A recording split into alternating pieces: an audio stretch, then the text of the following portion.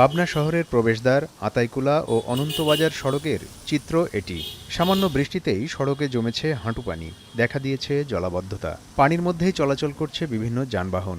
ঝুঁকি নিয়েই যানবাহন চলাচল করায় প্রায়ই ঘটছে দুর্ঘটনা। আতাইকুলার ব্যবসায়ী জামিল হোসেন দীর্ঘদিন ধরে এই এলাকায় করছেন মুদি ব্যবসা। জলাবদ্ধতায় ব্যবসা কমে যাওয়ার পাশাপাশি জানালেন নানা সীমাবদ্ধতার কথা। দোকানে কাস্টমার আসছে, কম আসছে, বেশি আসছে, টুকটাক আসছে, কিন্তু এই আমরা সমস্যাতে পড়ে আছি।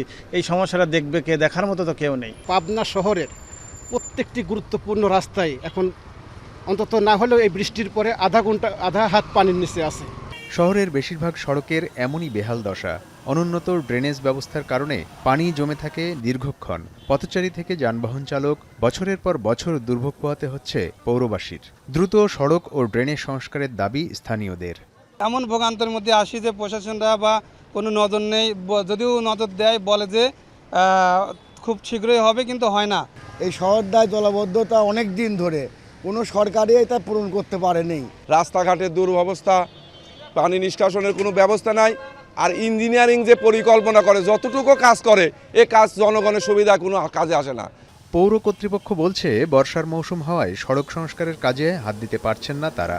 তবে সড়ক সংস্কারের টেন্ডার প্রক্রিয়া চলমান রয়েছে। আমরা অনেক রাস্তার টেন্ডার করেছি, কিন্তু এই বর্ষার সিজনে আপনি জানেন যে এখন কাজ করলেই কিছুদিনের মধ্যে সেটা আবার নষ্ট হয়ে যাবে। কিছু কিছু জায়গায় জরুরি যেখানে দরকার আমরা রাভিশ দিয়ে সেই কাজগুলো করছি, কিন্তু এটা কোনো পার্মানেন্ট কোনো সলিউশন না।